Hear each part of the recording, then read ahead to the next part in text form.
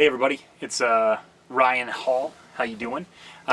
This is part 2 in the minimalism conversation that we've started, that we've had going on. If you haven't seen part 1, please jump over to YouTube and get a chance to look at it, and then come back here. So part 2 is going to be about the inspiration for minimalism.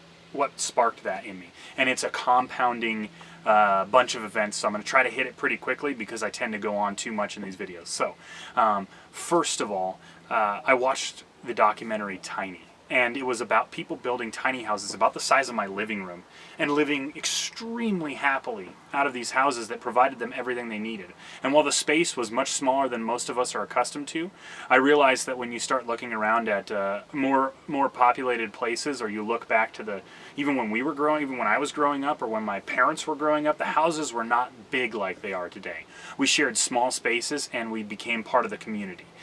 So that was inspiring, but it didn't incite action, because I went to Portland on a vacation, my first vacation with Fawn, and I said, "Oh, I'm so inspired. Let's do this minimalistically. Like, let's just pack into a carry-on. It's going to be awesome." And she's like, "Yeah, I love it," because Fawn's all for minimalism. So she's like, "Let's do it." But she's all for minimalism in the reality of it. I was all for minimalism in the idea of it. So here was the deal.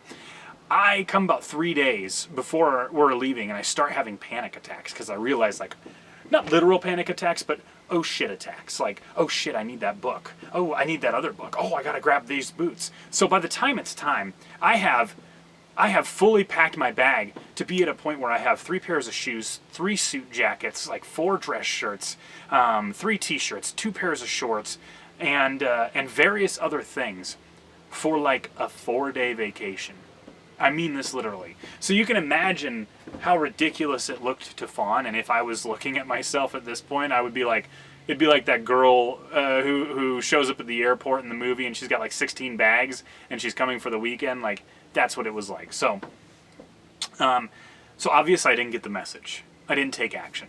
And soon after doing that, after going through that, and Fawn kind of going, "You really don't need that. You can do without," and I did fine. I realized that I was stuck in a pattern of not minimalism, and so I went on a series of business trips, and I took just what would fit into my backpack. I just packed a couple of clothes in my backpack. These business trips were 3 to 5 days at a time, and I did just fine. I had my laptop, my clothes, my medicine, and that was it. I was fine. I survived, but not only did I survive, I felt free, because I didn't have a bunch of things to organize or think through. I just had what I needed, and that was it. I had my backpack on my shoulder, and I had everything with me.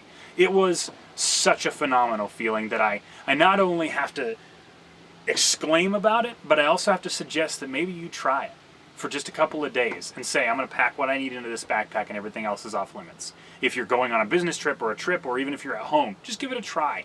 It's super interesting. So that led to the actual action. As well, I realized this summer I spent a ton of time watching movies and TV in the middle of the night, but not doing something that actually improved me. So usually between midnight and 2:30, I was watching movies or television shows, several episodes a night.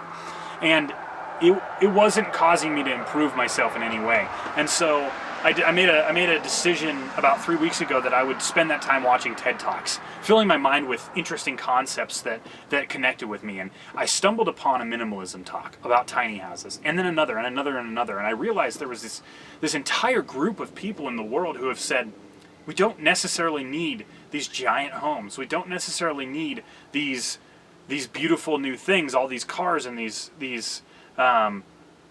excess, these toys. What we really need is what we actually need, which is food, shelter, and clothing.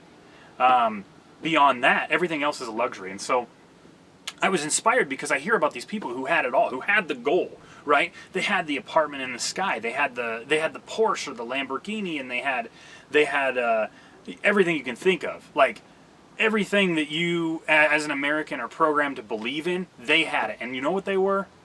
Unhappy. And so this is a story that's not uncommon to us. We've all seen a movie like this, right?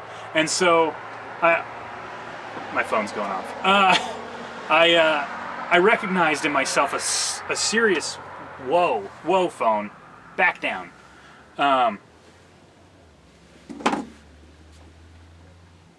My phone sort of interrupted everything.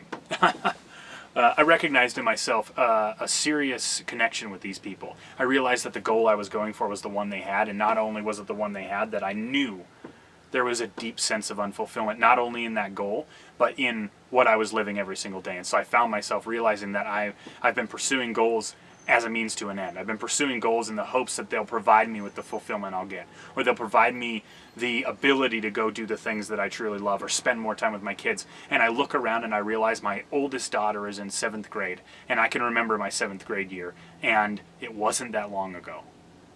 And couple that with a brush with mortality, and you have the perfect stew for an existentialist crisis where you say, you know what, something's got to give. And so it is.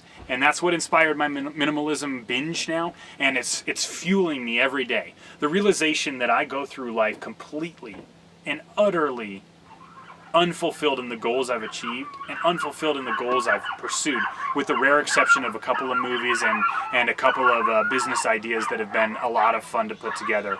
Otherwise, I connect with what those people said about being unfulfilled and wanting something more. And it's inspired me, and it's inspired action.